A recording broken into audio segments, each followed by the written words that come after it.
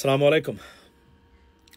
খুবই দুঃখজনক নিউজ এবং very alarming news ladies and gentleman. আজকে ঢাকা এয়ারপোর্টে শাহজালালে কার্গো হ্যান্ডলিং এরিয়াতে ভয়াবহ আগুন লেগেছে এবং সেই আগুন নিয়ে প্রশ্ন উঠছে এটা কি নাশকতা নাকি স্রেফ দুর্ঘটনা।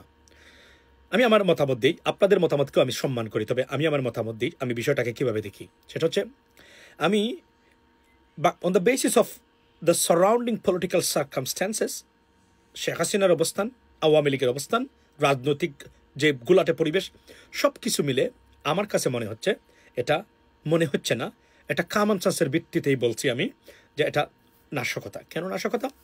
অর্থাৎ আগুনের ধরন দেখে কিভাবে, take a look at that, the intensity of the smoke বা ধোঁয়ার যে ঘনত্ব ক্লিয়ারলি সাজেস্টিং যে এটাতে দাহ্য কোনো পদার্থ থেকে মানে এই আগুন এখানে আসে, যে জায়গাতে আগুন লেগেছে বা এখান থেকে লেগেছে, যে কারণ এই ধরনের স্মোক উঠছে।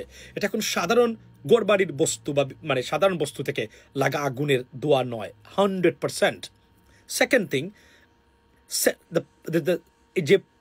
যে এরিয়াতে আগুন লাগছে এই মানে ইনফ্রাস্ট্রাকচার বা এরিয়া প্লেস যেটা সে অর্থাৎ যে বিষয় যে জায়গাতে আগুন লাগছে তার অবস্থানের দিক থেকে গেলে এটা একটা ভেরি সেন্সিটিভ এরিয়া, সেই জায়গাতে আগুন লেগেছে।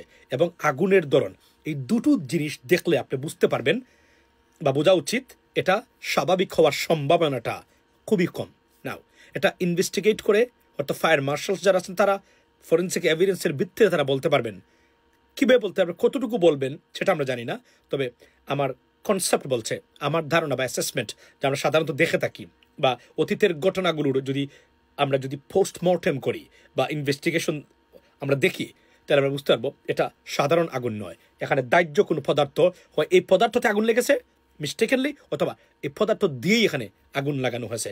আমরা বিস্তারিত জানতে পারবো কিনা আমরা জানি না এখনো, কেননা পতিত সরকারের সেই ফেসিস্টের এখনো অনেক বড় বড় মানে বলরা প্রশাসনে আছে যারা এই ধরনের বাংলাদেশকে অকার্যকর ভীতিকর পরিবেশ সৃষ্টি করতে সাহায্য করছে সরকারের ভিতরেই থেকে। মনে রাখবেন, আওয়ামী লীগের ফিরে আসা নির্ভর করে বাংলাদেশ কতটা অস্থিতিশীল, কতটা ডিসফাংশনাল করে দিচ্ছে বাংলাদেশকে, বাংলাদেশের অর্থনীতিকে, বাংলাদেশের সার্বিক ব্যবস্থাকে। এর বাহিরে আর কোনো বক্তব্যই থাকতে পারে না। Hope for the best, let's see ইনভেস্টিগেশনে কি বলে। যদিও আমার কাছে অন্তত এই আশা আমি এতটাই করি না যে এখানে আমরা সঠিক তথ্যটা জানতে পারবো, কেননা এখনো বললাম যে প্রশাসনে এমন কিছু মানুষ দুর্বৃত্তরা রয়ে গেছে যারা এই বিষয়গুলোকে দামাচাপা দেওয়ার চেষ্টা করবে। আর সরকারের সবচেয়ে বড় সমস্যা হলো সরকার রিস্ক অ্যাসেসমেন্ট করতে সরকার সম্পূর্ণ ব্যর্থ হয়েছে। যে এই ধরনের ঘটনা আসতে পারে, শুধু এইটা না, আরও বড় বড় ঘটনা বাংলাদেশে ঘটাবে আওয়ামী লীগ এবং ভারত এই গোয়েন্দা সংস্থাগুলা। এটা মাথায় রাখবেন, তারা বসে নেই, তাদের প্রজেক্ট নিয়ে তারা এগিয়ে যাচ্ছে, কিন্তু আমরা কি বুঝতে পারছি বা বোঝার ক্ষমতা আছে কিনা আমাদের? This is a question to be asked, ladies and gentleman. Have a blessed day and good night. আসসালামু আলাইকুম।